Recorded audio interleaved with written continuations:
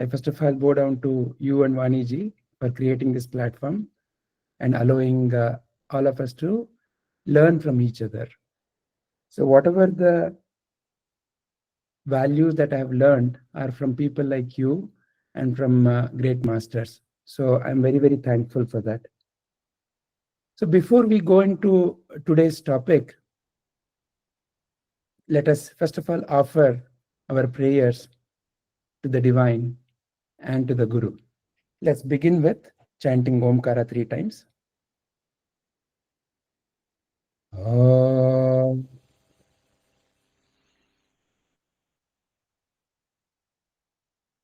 Om.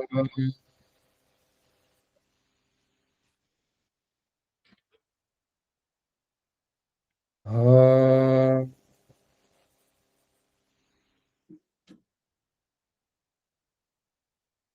Let us offer our respects to the self.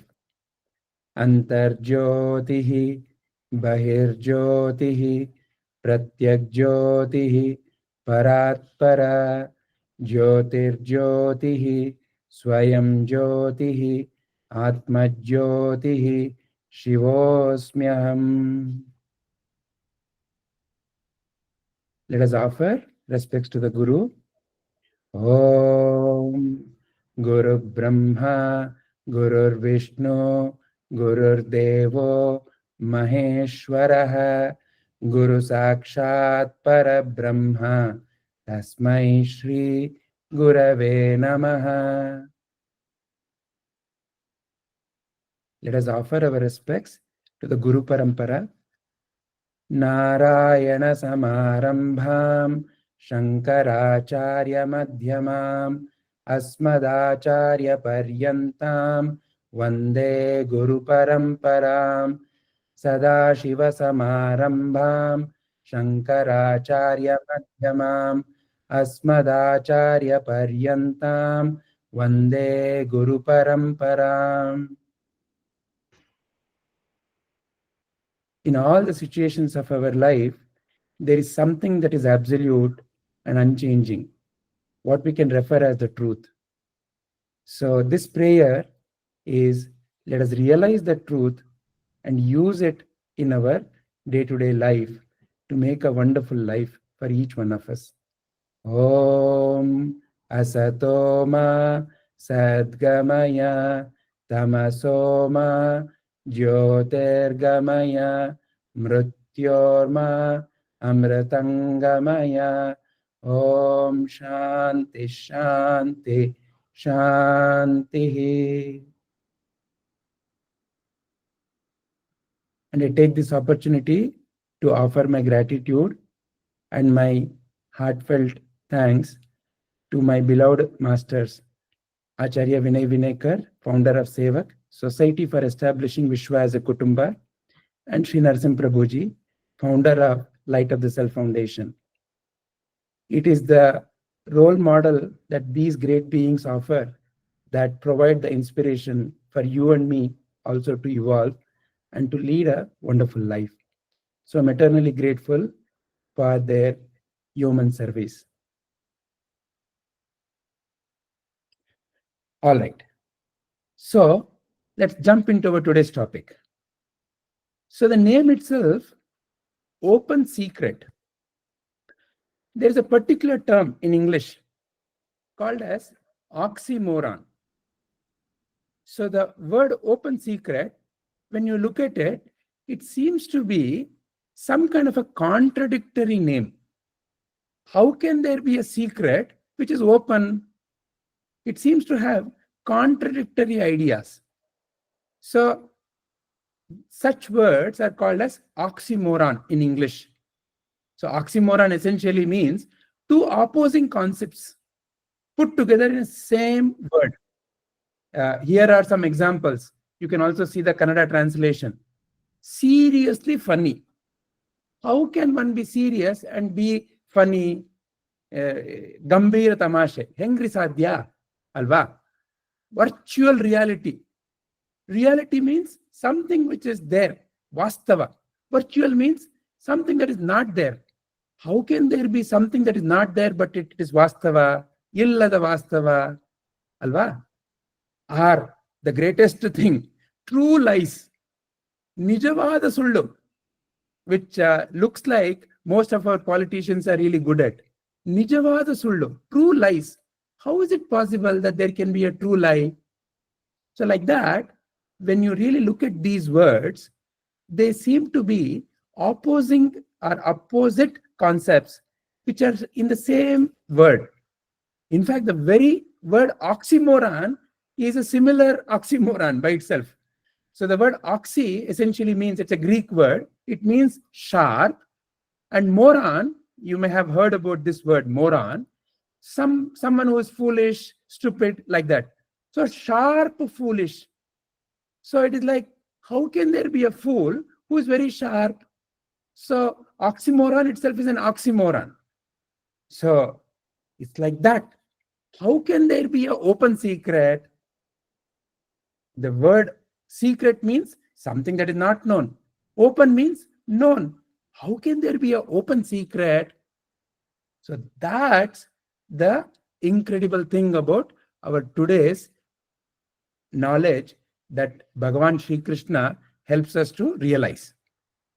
So before we go into understanding what is this open secret about, first of all, we have to know what is that we are looking for, isn't it?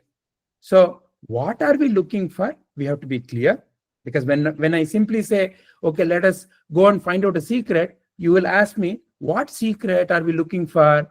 If I simply say, go there and find something, you will ask me, what am I supposed to find there? Where am I supposed to go? Isn't it? What are we looking for and where to look? I cannot simply say, go there and see that.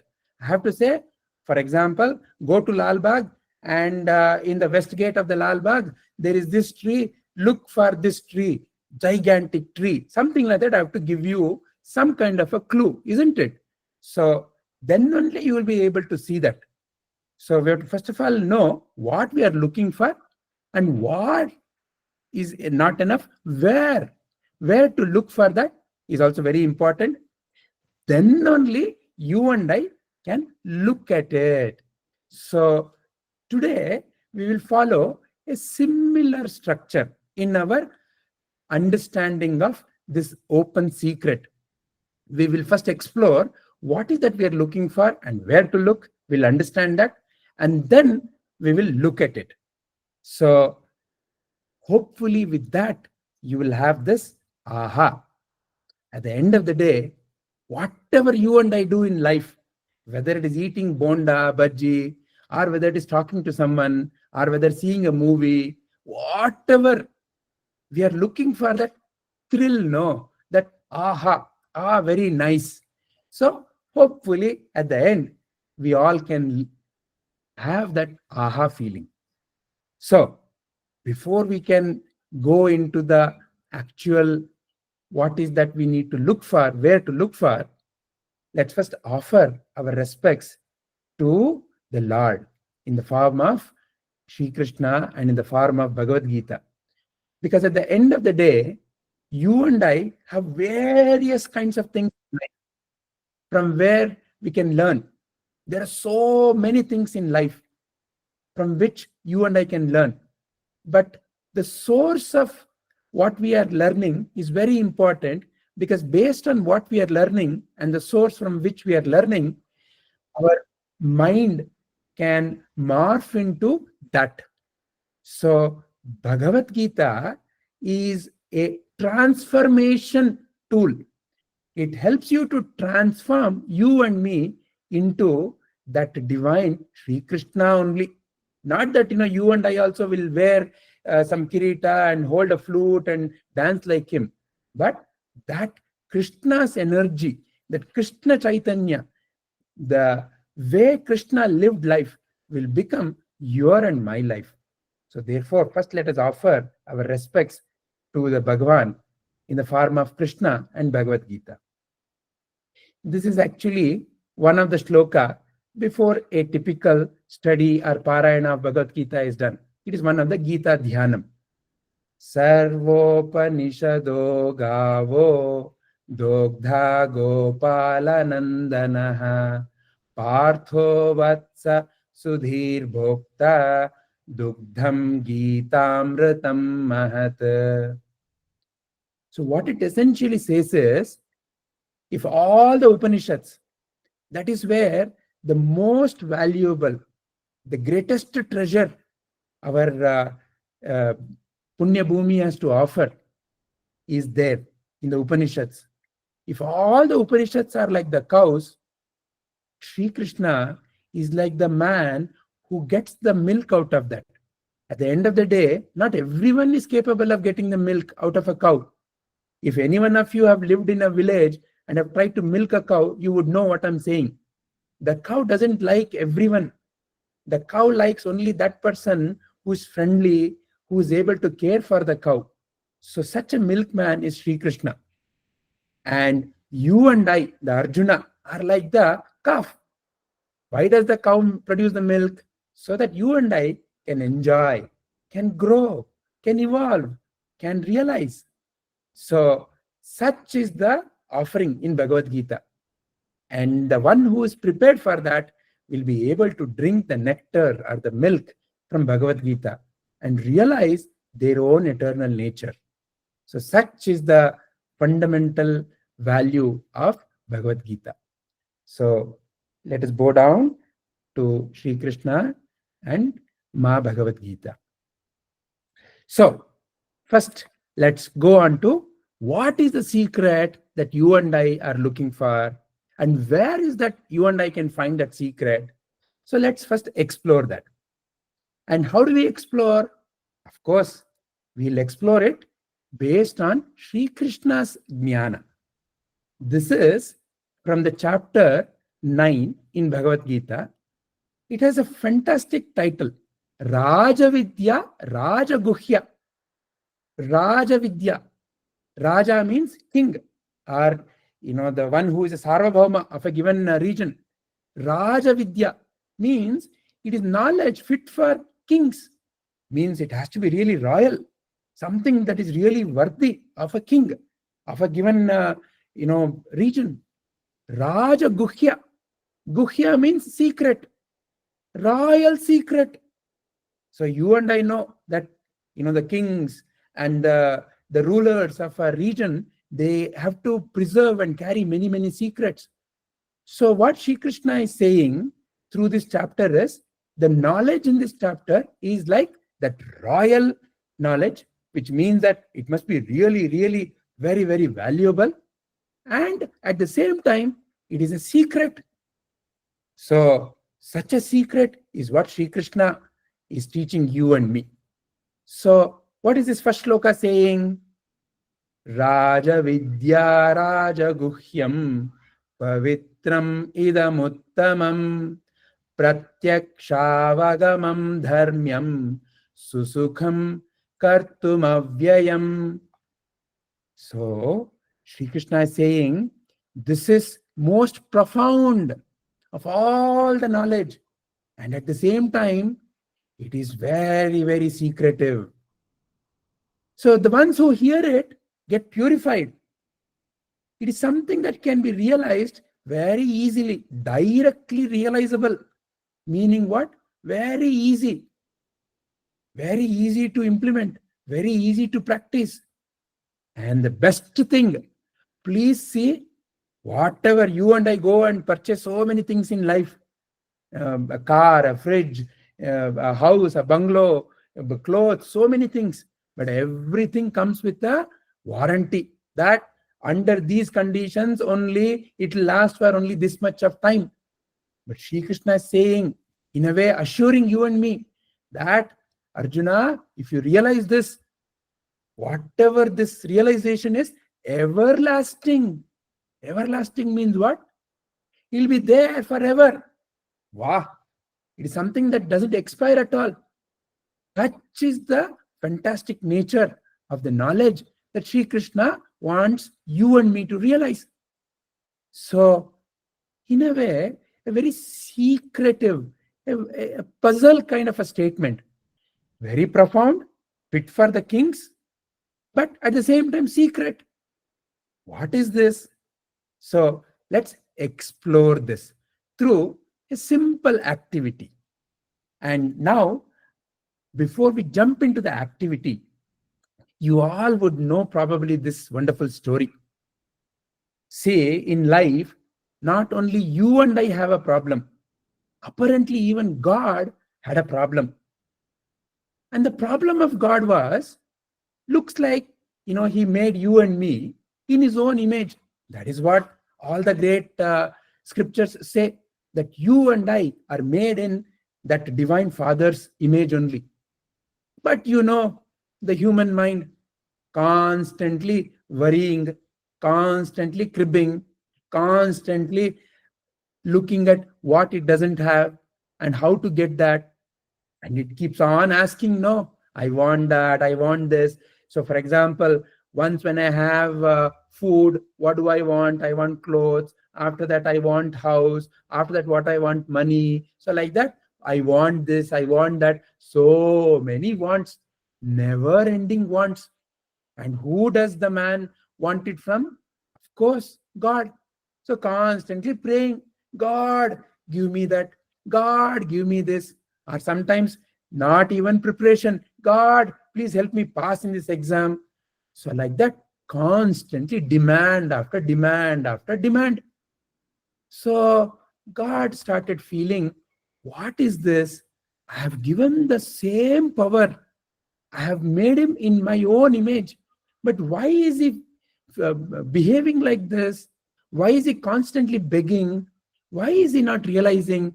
So he was one day sitting with his hands on his head. So his ministers came and asked, what happened? So he explained.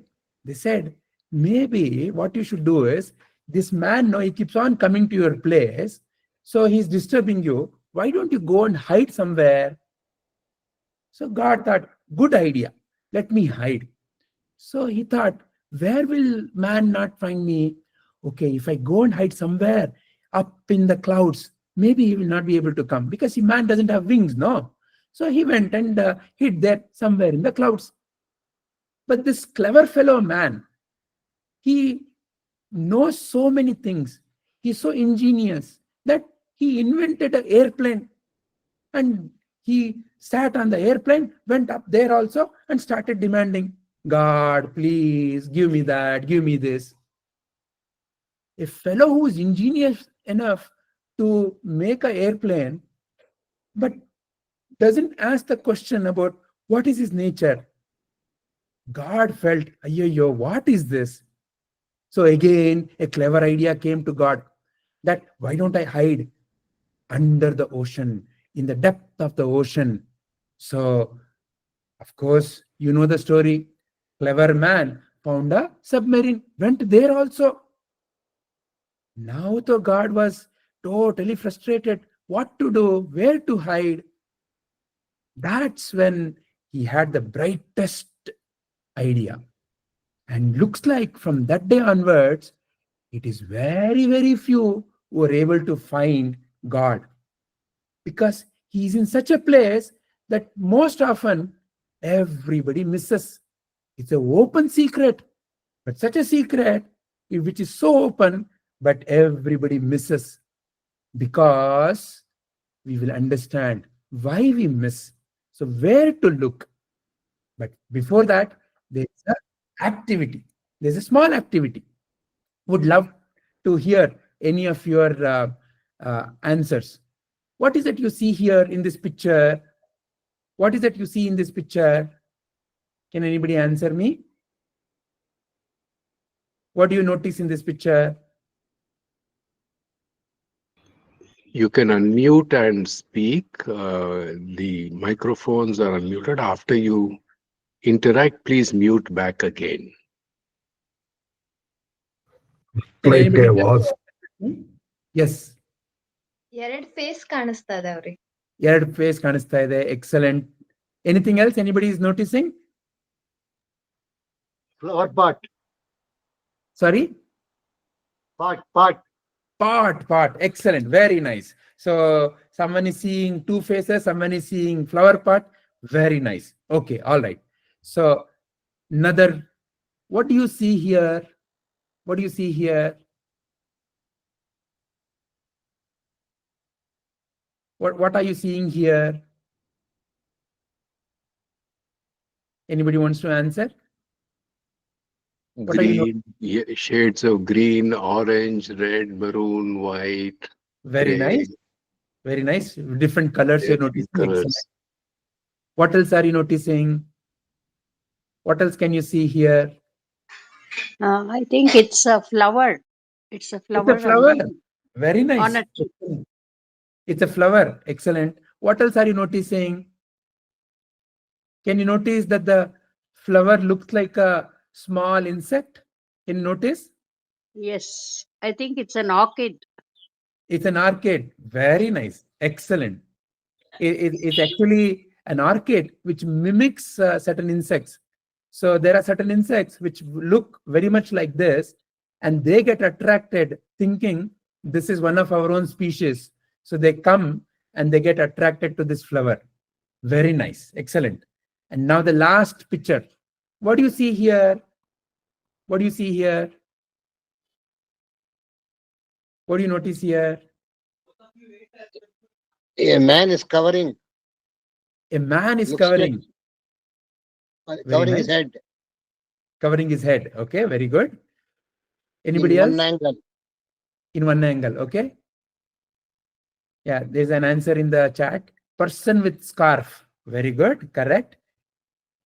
Wonderful. Anything else? Anybody notices? So, for example, if you notice what I am now pointing at, my mouse, if you notice here, you can see kind of like a young woman who has turned her face that way. If you notice here, if you see here, yeah, notice where my mouse is moving. You can see a young woman.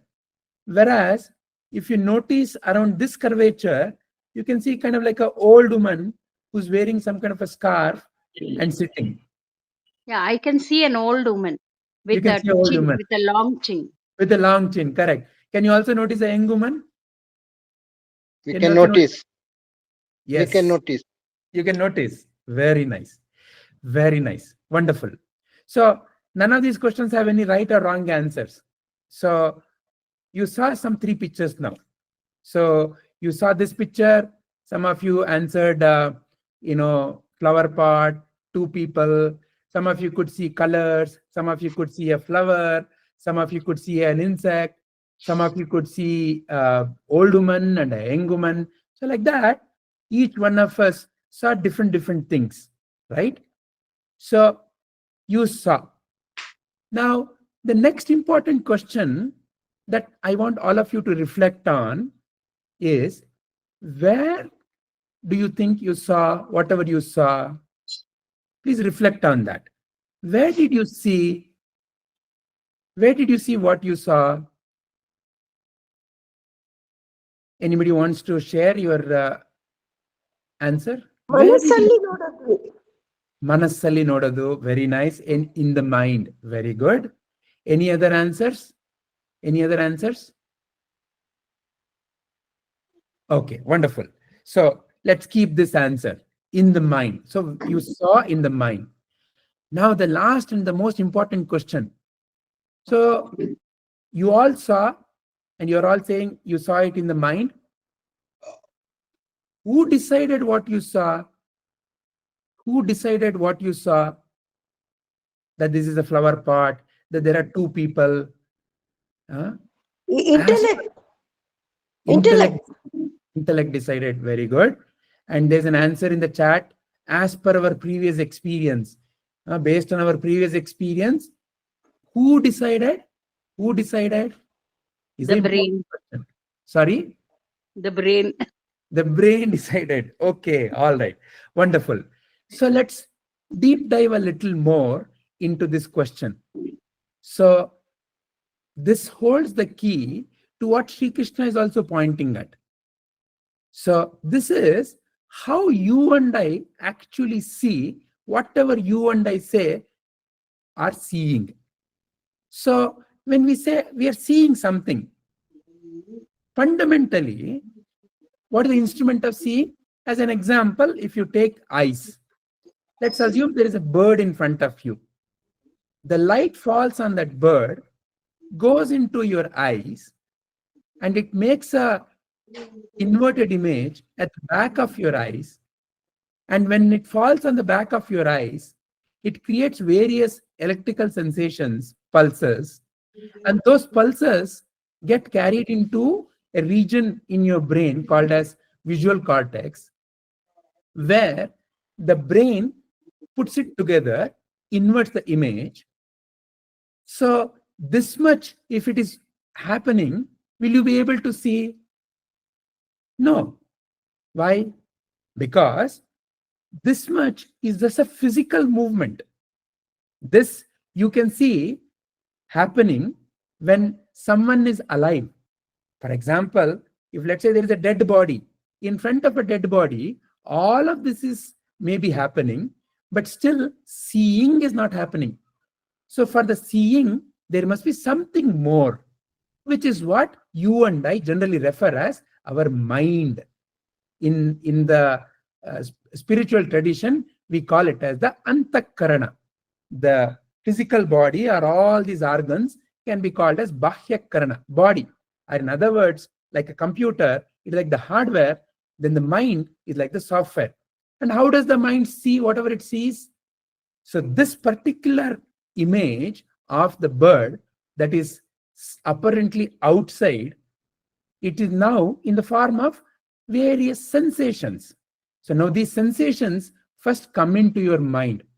So there is a function in the mind called as mana, where all these sensations come, just like how a delivery van comes. If you order something from Swiggy, somebody comes and knocks on your door, no? Delivery person, like that, the delivery of all these signals, mana. And from there, it is your buddhi, what already Nalini Amma mentioned as intellect. That is where the decision happens. Oh, what is coming is a bird. But how does it decide? How does the buddhi decide? Buddhi's function is only to decide. But how does it decide? It relies on something called as your chitta, your dictionary. You and I carry a big dictionary. This is what somebody answered as past experiences. All the past experiences are recorded in the memory bank. Just like how a computer, when you open and somebody asks, show me all the photos that you took when you went for a trip. You will go to your photo album and say, look, this is me, this is my friends, we are standing near this gateway, whatever, wherever you've gone, right? So like that, how it is recorded in your mobile or in your computer, it is recorded in your mind in a place called chitta. That is a function of the mind. By the way, none of this, the mana, the buddhi, the chitta can be seen. None of this can be seen. But based on how your mind is functioning, this can be inferred. And now, before who decides, right? Because that is the important question we raised. Who decides what? So the decision, though is taken by buddhi, for the buddhi, there is a operator called aham. So it is the aham who now comes into the picture and uses the buddhi, which in turn uses the chitta to make a decision. So as an example, if I simply show this bird and ask, what is this bird? You may say, I've never seen this bird. Please notice the answer you're giving. I have never seen this bird. So like that, there is a I who comes and says, I have not seen. Meaning what? The buddhi looked into the chitta, the dictionary, and in the dictionary there was no answer. And who is saying there is no answer? This fellow, this aham. Who is this aham? So in a given situation, depending upon whoever you think you are. As an example, let's assume you are standing in a shop and you are purchasing something. So the shop fellow asks, do you have change for this 100 rupee? I don't have change. Can you give me change? I only need 10 rupee. Then you look into your purse and you say, I don't have change. So at that time, who are you when you say, I don't have change? At that time, you are a grahaka. You are a purchaser.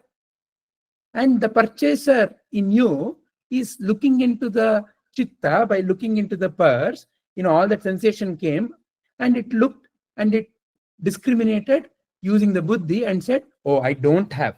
So you gave an answer. So like that, who you think you are is changing situation to situation. Depending upon the situation, you are taking up different identities. That identity in Sanskrita is called as aham. Aham akara. You might have heard this word ahankara. Ahankara means the shape you have taken. Akara, the akara that you have taken. Who? You. Who are you? That's another real thing to understand, that we will go into the next step. But right now, in terms of this particular functioning of how you answered, the aham took a look into the chitta through the buddhi and gave an answer, I know or I don't know. What did I see in that picture? Oh, that's a bird. Or, oh, that is blue color. Like that, it noticed certain aspects. If I show you something that you have never seen, as an example, in the previous image that you saw here, if you have never seen an orchid like this, you will say, I don't know what it is. However, one of us here answered it as, it's an orchid. So like that, you may not have put the information in your chitta that it's an orchid. So therefore, you did not know, whereas somebody else knew the answer. And now, in a way, whenever you see the same picture, you may also be able to answer, oh, it's an orchid. And if I ask you, how do you know? You will say, oh, I heard it in one of the talks. So like that, you and I continue to build this chitta memory bank. And this aham continues to use the buddhi to keep giving the answer. So therefore, to the most important 3 questions from this inference, from this experiment is, what did you see depends upon what information that you have in your mind. If it connects to that information, then you say, yeah, I know this, and this is what it is. If you don't know, like a small child, you will simply, I don't know. And then you will be more open to the other answers that come. So like that, you and I continue to know. So therefore, when Sri Krishna says this knowledge is directly realizable, but is very, very secretive. That's why it's an open secret. What it means is everybody sees the same picture. But depending upon what kind of information, what kind of jnana you have, you may miss it or you may see it. Until somebody said, I can see a pot, you may not see a pot. You may continue to see only a face. Somebody says, no, I can see a pot. Then you will also wonder, where? Oh, look here. There seems to be a pot. Or here, somebody may say, oh, I see a young woman. Where? Look here. There's a young woman. Now I see it. So like that, it is there, right in front of your and my eyes. But you and I, many a times, most often, we miss it because it is so obvious, but still it is missed. Why? Because the right way of looking and where to look and what to look is not necessarily taught. And that is what Sri Krishna is teaching you and me. And that is what Sadguru is teaching you and me. So, you and I will now use the jnana of Sri Krishna and look what to look, where to look, we have realized, and to look, to have the darshana, to have the right darshana is what our next step is. And for that, there is once again, shloka from the same chapter. Maya tatamidam sarvam jagadavyakta murtina matsthani sarva bhutani nachaham teshvavasthitaha. Again, Sri Krishna has a wonderful way of teaching in Bhagavad Gita. he gives you and me many, many ways of learning the truth and realizing the truth. So in a way here, by giving you and me kind of a puzzle, he's pointing you and me at the most fantastic fundamental truth of life. Krishna is saying, entire manifestation, entire cosmic manifestation, how huge this cosmos is. So this entire thing is pervaded by me in my unmanifest form. All the living beings are in me. And now he gives the kicker. But I am not in them. Wow. What kind of a puzzle is this? Everything is in me, but I'm not in them. What is that Sri Krishna wants you and me to realize through this kind of a puzzle? Bhagavadgita, like I said, is giving you and me many, many such puzzles. And also, Sri Krishna wants you and me to develop a fine sense of discrimination. In that intellect is where you and I make decision. But that decision making has to become sharp, kind of like a fine-tuned. It's like many of you have a fine-tuned taste for food. Even if little bit of salt is there or sweet is there, you will be able to recognize. Many others may not notice. So in a way, you can say there's a fine taste for food. Some of us may have a fine listening capability. A little bit of shruti here and there, little bit of tala here and there, little bit of swara, ashuddhata, you are able to grasp. So like that fine sense of discrimination, what can be called as viveka, is what Sri Krishna wants you and me to develop. And that is the whole idea of Bhagavad Gita. Through that fine tuning of the intellect, which is nothing but development of the viveka, recognition of the truth becomes easy. So I want you and me, all of us, to play a small game. Again, there are some 3 simple questions. So can anyone spot a different lion among these lions here? There are so many lions. Can anyone spot a different lion?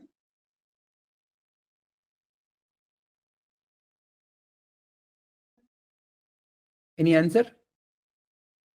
Which row, which column, which? There's one lion which is slightly different from the other lions. Can anybody spot that? Any guess? Okay, there's a hand raised. You can unmute and please answer. Indira ji has raised the hand. Yeah, you can please answer.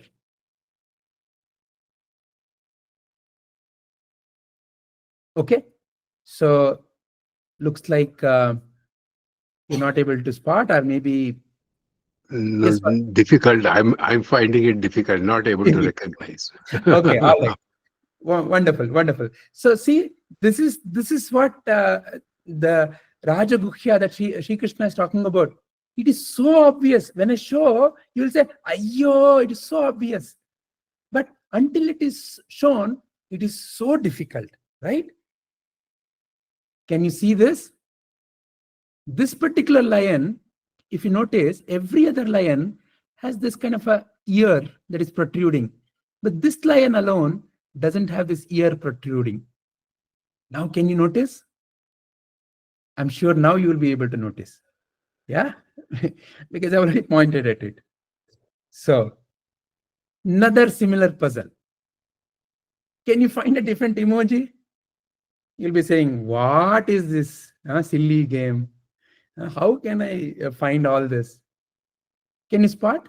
Where is this different emoji in this? Can anybody spot? Don't worry, there's no right or wrong answer. All of them seem to be same, smiling. This is also smiling. Slight difference is there.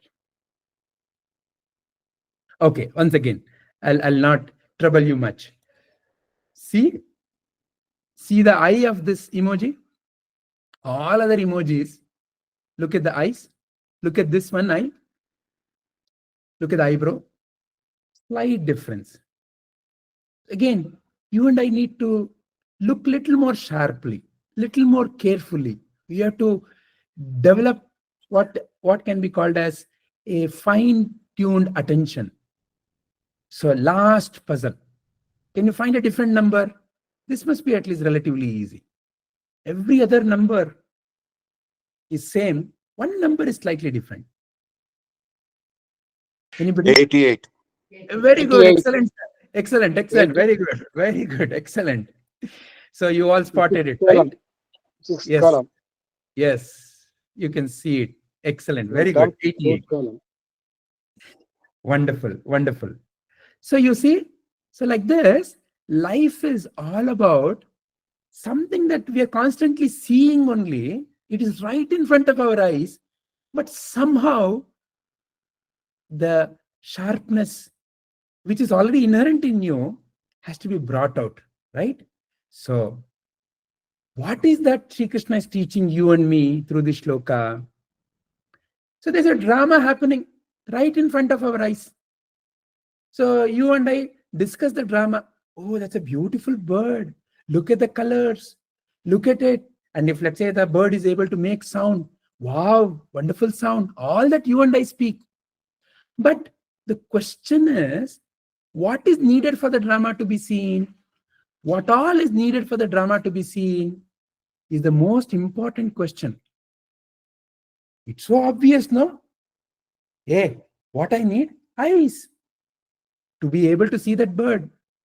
So, and how do the eyes see? I need light. And where do the light comes from? Sun, because that is the source of all the light. Okay. So if I have sun, which is a source of light, and if I have the eye, will I be able to see? Now, when you notice carefully, you can probably get the answer that it is not enough. Because many of us, you would probably see, they have the eye, there is also light, but something, for example, if there is a blind person, they'll not be able to see. Why? Because the power to see, there is a Shakti that needs to be in the eye, which in the tradition is referred as the Surya Devata Shakti. The power that comes to you and me to actually make the eye function. So that power is the Surya Devata Shakti. So if the Surya Devata Shakti is missing, though the physical eye may be there, but you cannot see. So now, is this enough to see? There is light, there is eye, Surya Devata, the eyes are functioning. Is it enough? No. For example, if somebody is drunk, they cannot see, though all these three are functioning. Or if somebody is deep asleep, they cannot see. So what is important then? They have to be alert and awake and aware, where their mind has to be functioning. If the mind is not functioning, how can you see? If the mind is somewhere else, and if the body alone is here, can you really see? You cannot know. That's what you and I many a times call as accidents. The body is there, the vehicle is moving, but the mind is somewhere, and something happens, right? So unaware. So the mind has to be there. So again, the same approach. The mind also is powered by Chandra Devata. If the Chandra Devata's blessing, if the Shakti of the Chandra Devata is not there in the mind also cannot function. But now comes the most important thing that Sri Krishna is pointing at. If all of this is there, is that enough to see? Do the eyes actually see whatever the object that is being seen? Can the eyes tell you that this is a bird? Can the mind tell you that this is a bird? You can now see that there is something more in you, which is what is referred as the awareness, the light, the very source of all this seeing, the very source of seeing, in whose light the mind itself is lit up, in whose light the physical eyes are lit up, in whose light that light of the sun itself is lit up. If that light is not there, then none of this is going to be of any value.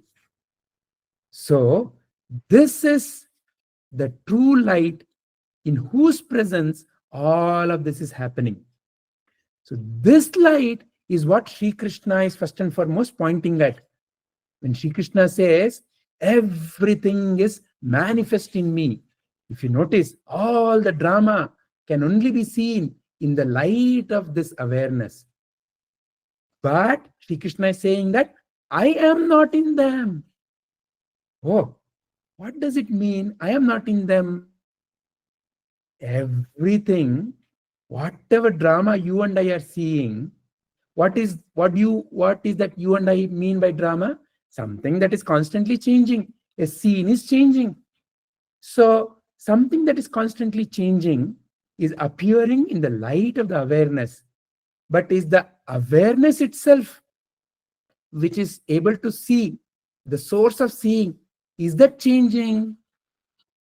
So if that is also changing, then who is there to see the drama? So what Sri Krishna is pointing at is that all of this is changing, but this is not changing. The real you, the one in whose presence all of this drama is seen, is not changing. And that is the basis of all the change that can be seen. So this we can understand through another simple question. So now all of you are seeing various parts here, correct? So I'm going to ask a very simple question. Very simple question. And you can raise your hand and you can answer. And the question is the mud in the pot or pot in the mud? What do you think? Please reflect. Is the mud in the pot or pot in the mud? Who would like to give your answer? Pot Yes, is made up of pot is in the mud. pot is in the mud. Okay, that is one answer. Yes, Lakshmi Amma, what is your answer? ಮಣ್ಣಿನಿಂದನ ಮಾಡ್ತಾರೆ. Pot is made up of by mud. Pot. Okay, The pot and the mud are the same. pot and the mud are the same. Okay, but the question is the mud in the pot or pot in the mud? Both Which are is in which? both are in each other. Both are in each other. Okay, so then if I break the pot, what remains? Mud Nothing. remains. Mud remains. Mud. So mud can remain by itself. It doesn't necessarily have to be in the form of a pot. The pot is supported by the mud. Without the mud, pot cannot be there. But the mud can be there without the pot also. It can be there in different forms. But for the pot, without the mud, there is no pot. But the mud can be there by itself. This is the essential pointing that Sri Krishna is giving to you and me. So the same kind of a question we can turn around and ask for you and me, which is, am I in the world or world is in me? If I ask this question to you, I can ask it as, are you in the world or is the world in you? Or when you ask for yourself, am I in the world World in me. or the world is in me? So the world is in me. So the awareness is the basis for the world to exist. You are able to see the world because there is awareness. But even without the world, awareness can continue to be there, much like in your deep sleep. In your deep sleep, you, as awareness, you continue to exist. But the world is not necessarily appearing in that deep sleep. But you are still there. That is why you are able to wake up from deep sleep and say, I had a good sleep. Because if you had been missing during that deep sleep, how could you have made that statement? So what it means is, awareness is the basis, is the foundation for the world or the world of experience to appear. This is what Sri Krishna is pointing at. What is he pointing at? That awareness, as awareness, you are the basis for all the experiences of your life, is what Sri Krishna is pointing at, which you might have heard through one wonderful Dasarapada. So I would love all of you to listen to this. You can close your eyes, and it's in the voice of our Sri Vidya Bhushanaji. Please listen to this.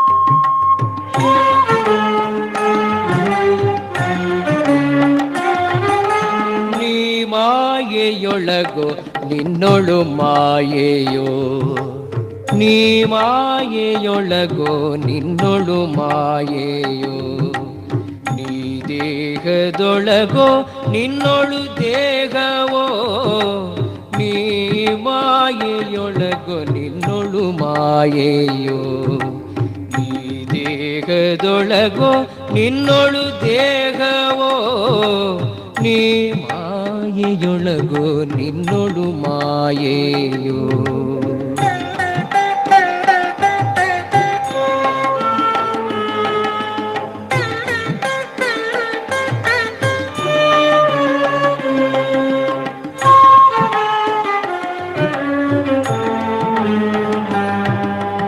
ಬಯಲು ಆಲಯದೊಳಗೋ ಆಲಯವು ಬಯಲೊಳಗೋ, ಬಯಲು ಆಲಯದೊಳಗೋ ಆಲಯವು ಬಯಲೊಳಗೋ, ಬಯಲು ಆಲಯವೆರಡು ನಯನದೊಳಗೋ, ನಯನದೊಳಗೋ, ನಯನ ಬುದ್ಧಿಯ ಒಳಗೋ, ಬುದ್ಧಿ ನಯನದ ಒಳಗೋ, ನಯನ ಬುದ್ಧಿಯ ಒಳಗೋ, ಬುದ್ಧಿ ನಯನದ ಒಳಗೋ, ನಯನ ಬುದ್ಧಿಗಳೆರಡು ನಿನ್ನೊಳಗೋ ಕೃಷ್ಣ.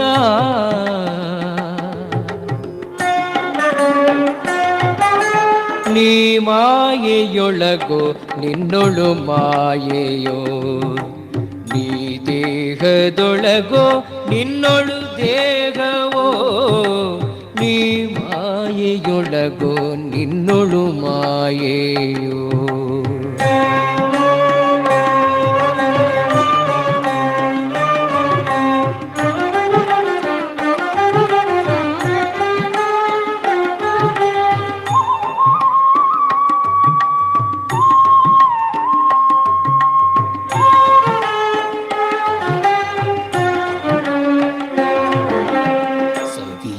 ಸಕ್ಕರೆಯೊಳಗೋ ಸಕ್ಕರೆಯು ಸವಿಯೊಳಗೋ, ಸವಿಯು ಸಕ್ಕರೆಯೊಳಗೋ, ಸಕ್ಕರೆಯು ಸವಿಯೊಳಗೋ, ಸವಿಯು ಸಕ್ಕರೆ ಎರಡು ಜಿಹ್ವೆಯೊಳಗೋ,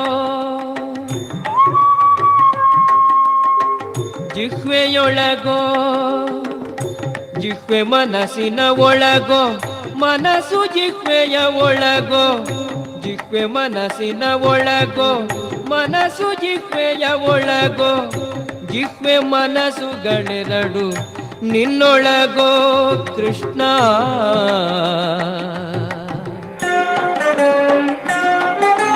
ನೀ ಮಾಯೆಯೊಳಗೋ ನಿನ್ನೊಳು ಮಾಯೆಯೋ, ನೀ ದೇಹದೊಳಗೋ ನಿನ್ನೊಳು ದೇಹವೋ, ನೀ ಮಾಯೆಯೊಳಗೋ ನಿನ್ನೊಳು ಮಾಯೆಯೋ.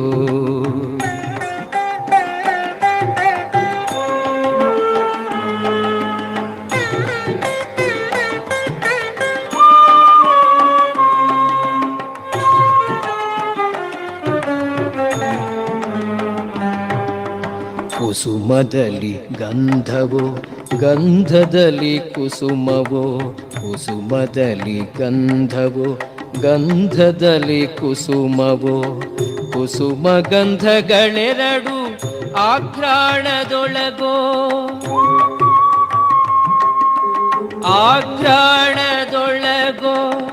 ಅಸಮಭವಕ್ಕಾಗಿ ನೆಲೆಯಾದಿ ಕೇಶವರಾಯ ಅಸಮಭವಕ್ಕಾಗಿ ನೆಲೆಯಾದಿ ಕೇಶವರಾಯ ಉಸುರಲೆನ್ನಳವಲ್ಲ ಎಲ್ಲ ನಿನ್ನೊಳಗೋ Krishna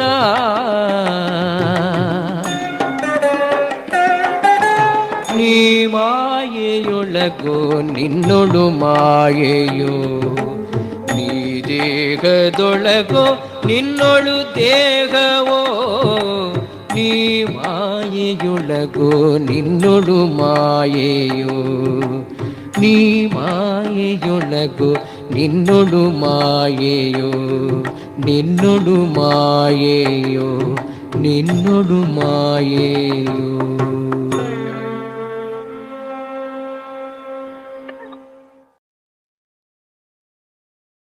So, Sri Krishna is also saying, as awareness, you are the basis of all that you call as your life. And another important secret that Sri Krishna wants you and me to realize, again, in the same chapter, Maya Dhyakshena Prakritihi Suyate Sacharacharam Hetu Nanena Kaunteya Jagad Viparivartate. Under my direction, all the forms, whether it's animate or inanimate, is because of my material energy. And this material energy is undergoing continuous change. Is what Sri Krishna is saying. Change means what? It seems to appear, be there, and disappear. That is what you and I call as change. Creation, maintenance, and transformation. Right? A leaf appears, it seems to be there, and after some days, gone. So like that. So Sri Krishna wants you and me to realize another very, very important aspect of you and me, because these are the most fundamental aspects. So the aspect of the awareness, and this next one is another most fundamental aspect, because Sri Krishna and Sadguru wants you and me to have a holistic life, realize our completeness, and live life with that completeness. So for the completeness, who am I as that unchanging awareness is one important realization. And the next realization is about something that you and I call as life. For that, first let's understand through a simple video. So now all of us are seeing this video right now. This Google chat is happening. Or, you may be enjoying some video in your mobile. So like that, many a times we enjoy many things. So this video gives you a simple understanding of whatever that magic that you and I are experiencing on the screen of your mobile, how it is happening. Through that, we will explore some important questions. First, let us watch this short video.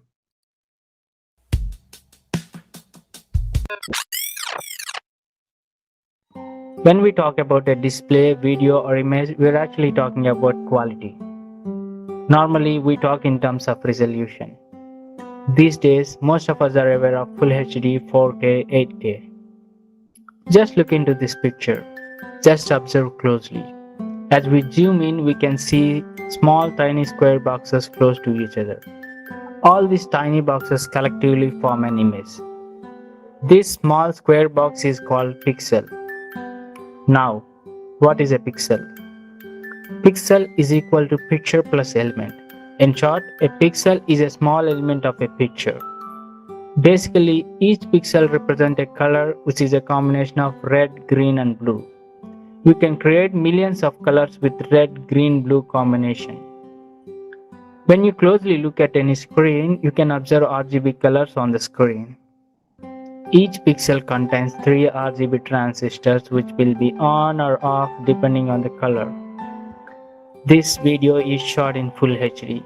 that is 1920 by 1080 resolution, which means each frame will have 1920 multiplied by 1080, which is equal to 2 million pixels. So as said earlier, each pixel will have 3 RGB transistors. So a full HD screen will have 2 million pixels multiplied by 3, which is equal to 6 million transistors working in background to form a full HD picture that you are seeing right now. Now we know what is a pixel.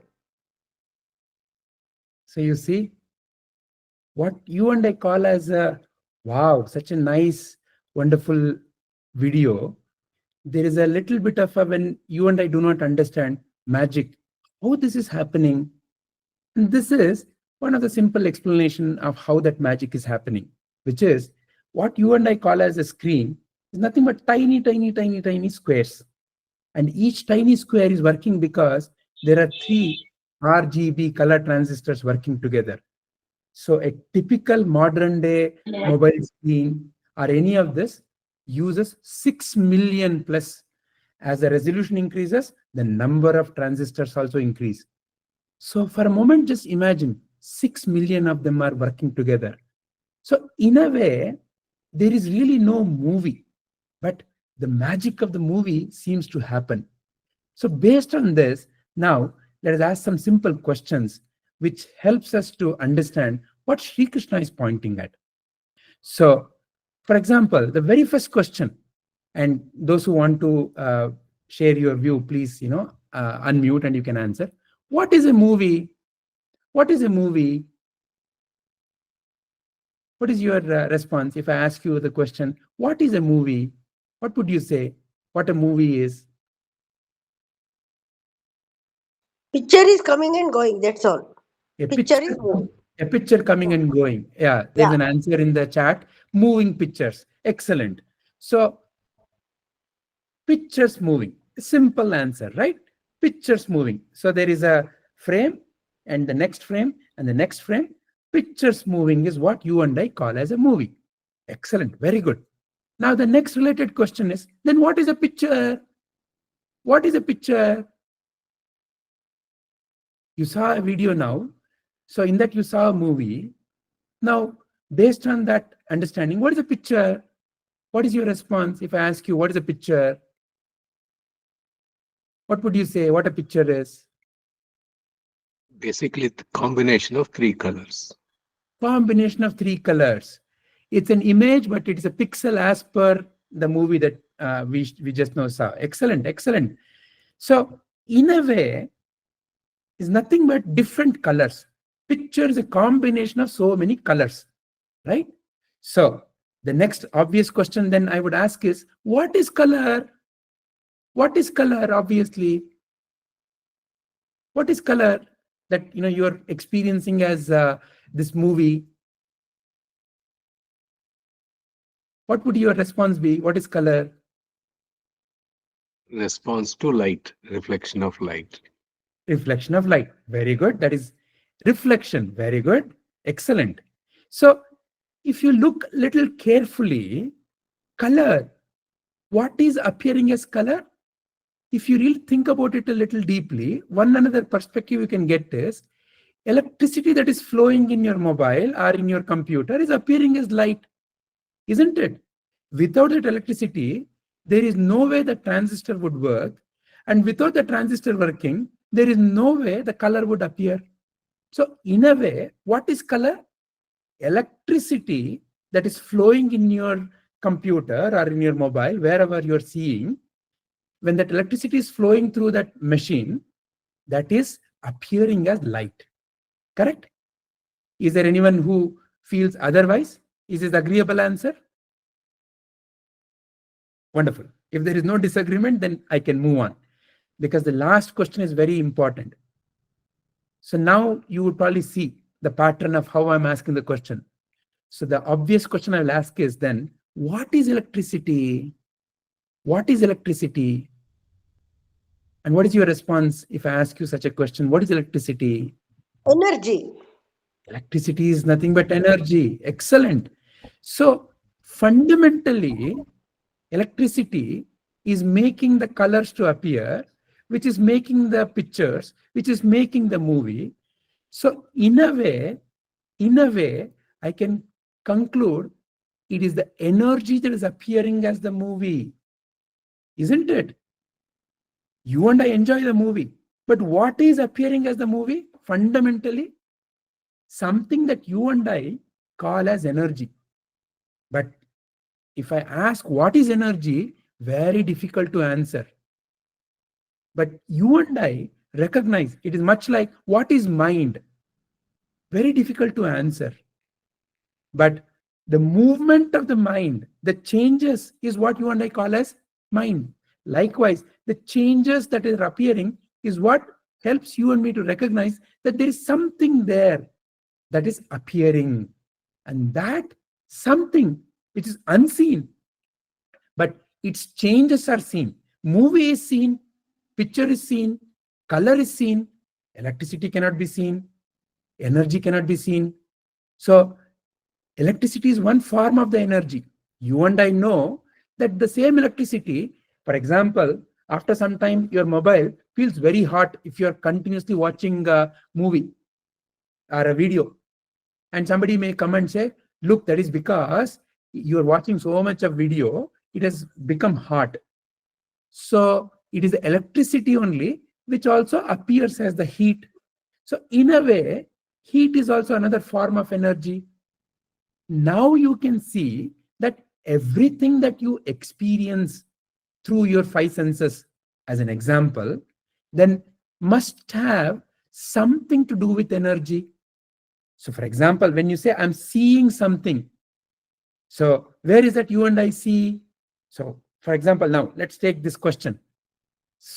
Just like how you saw that movie on the video screen, this life, what you and I call as life, is also a movie, no? Continuously situations are changing. And in every situation, there are pictures. In some situations, there is what you and I call as my husband, my wife, my house. In some other situation, my office, my colleagues, my friends. In some situations, I'm moving in the traffic, my car. So like that, if you really think about it, life is nothing but a movie.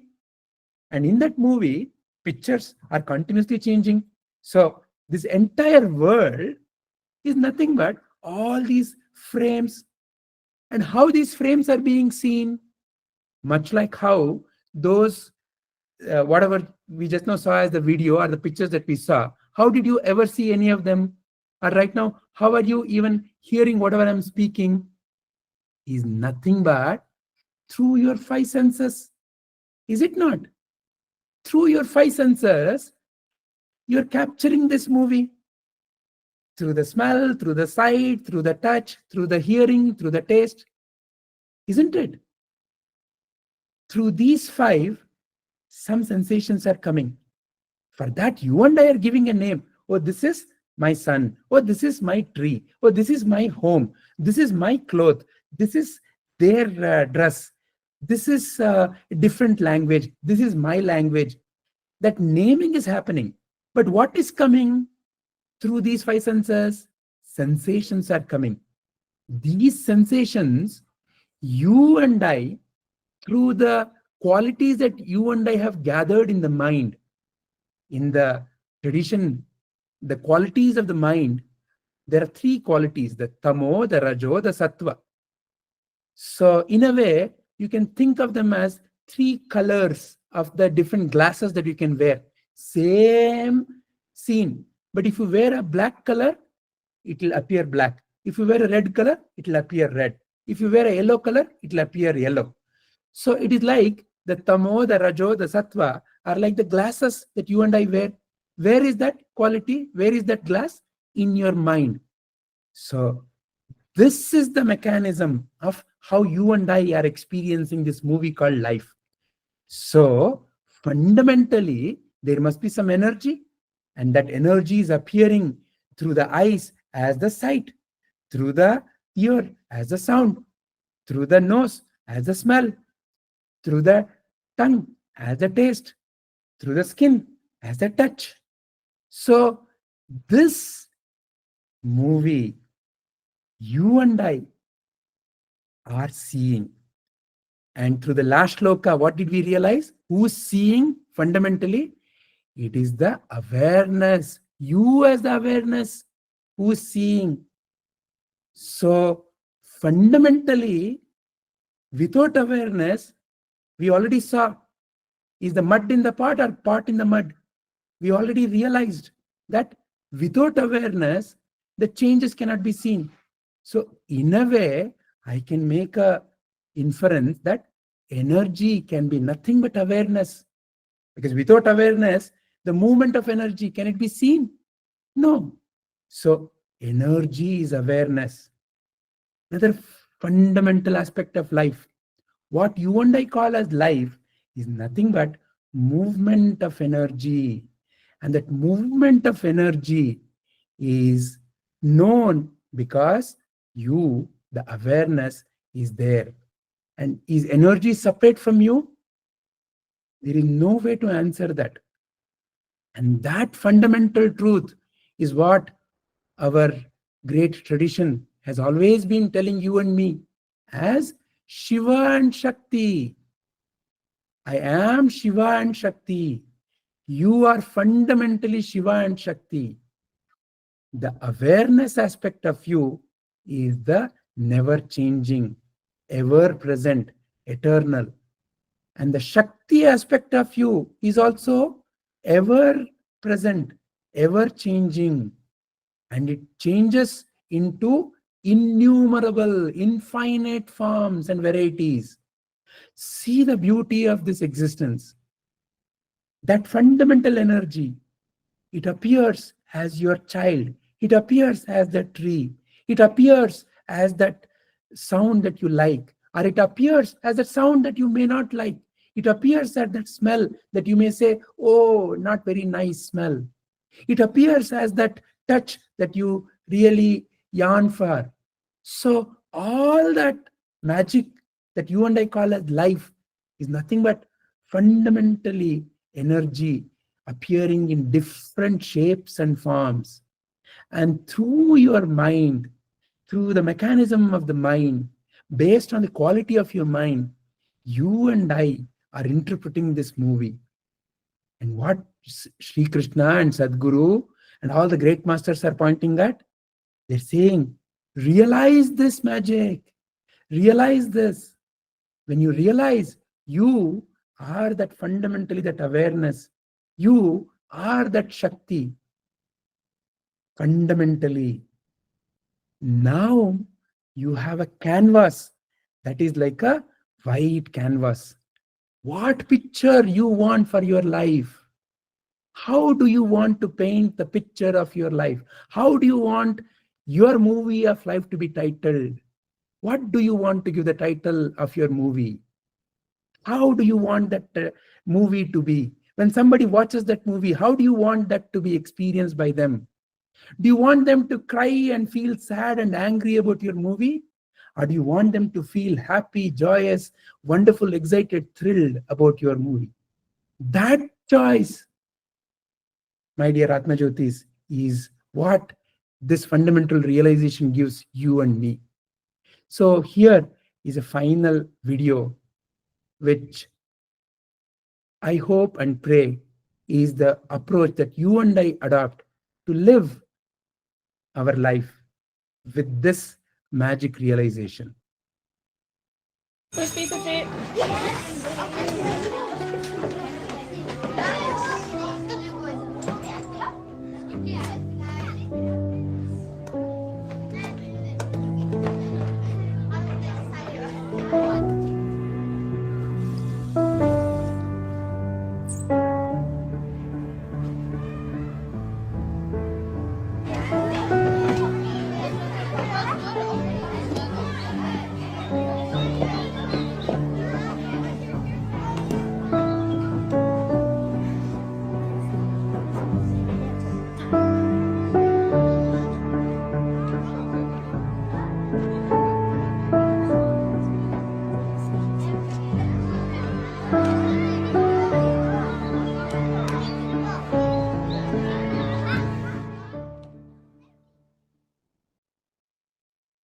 The choice is yours and mine. How to have this movie? How do you want to direct this movie? Mayadhyakshena prakritihi. Under my guidance, this prakriti is changing. Sri Krishna is saying, he's pointing to your own inner reality. Shiva Shakti. As Shiva, you are that eternal awareness. As Shakti, you are what is appearing as your life. And the canvas is wide open. Hari Om.